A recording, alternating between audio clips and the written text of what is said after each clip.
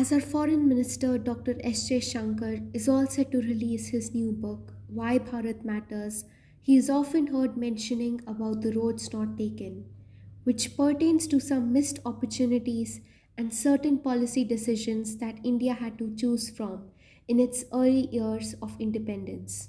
India's foreign policy on China prior to the 1962 war still remains a very contentious topic. So let's deep dive into India's China policy pre and post 1962 war, which has, like it or not, handicapped India. Let's revisit the year 1950. Those were the days when the nationalist Chinese regime was represented in the UNSC. That is, the present day Taiwan got a seat in the Security Council and not the mainland China. After the Chinese Revolution of 1949, the significance of the Communist China, that is the mainland China, grew, and the nationalist China lost its relevance in the Security Council. Deliberations on replacing it with the mainland China grew louder by the day. Having two communist powers, that is the Soviet Union and now the Communist China, in the Security Council would have burdened the US. And this is where India comes into picture. The top diplomats of the US proposed to let India be the fifth member of the UNSC and leave out communist China.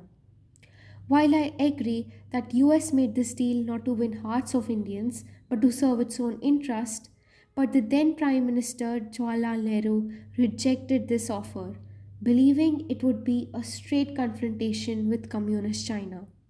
Rejecting the first proposal still seems understandable, as in the midst of Cold War, India wanted to stick to non-alignment movement, that is the NAM. Accepting this proposal would have proven to be a sticky situation and very difficult to maneuver out of it. Besides, we were the first to extend our hands to China at the time in which it was struggling. We laid the foundations of what Asia would have looked like. We set the tone of bringing our ties to pre colonial times when the great power play lay in the hands of Asia and not the Americas. At that time, it was in our interest to form a resistance by teaming up with China against the ever growing close relation between Pakistan and the US.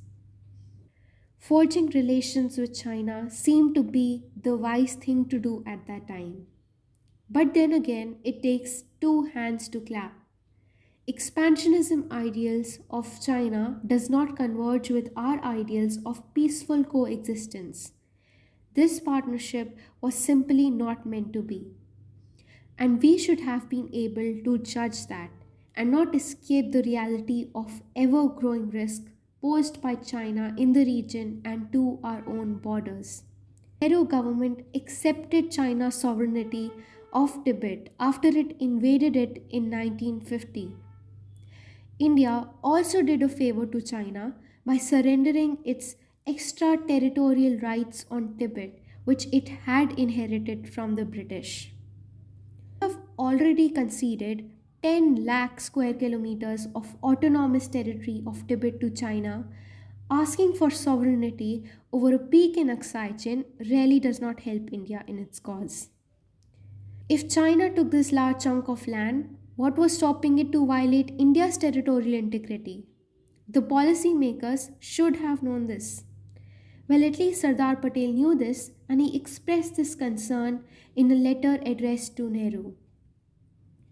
What happened after that and why India's leadership was caught napping in 1962 still remains a puzzle for billions of Indians today. Sometime around 1955, Soviet Union proposed to expand the UNSC, offering India the seat as the sixth member. Why Jawaharlal Nehru rejected this offer is another unanswered mystery. And there is no doubt that this permanent membership would have helped India in its future conflicts with Pakistan and the 1971 Bangladesh Liberation War. In 1959, with the collaboration of the CIA, India took in the Dalai Lama and his followers.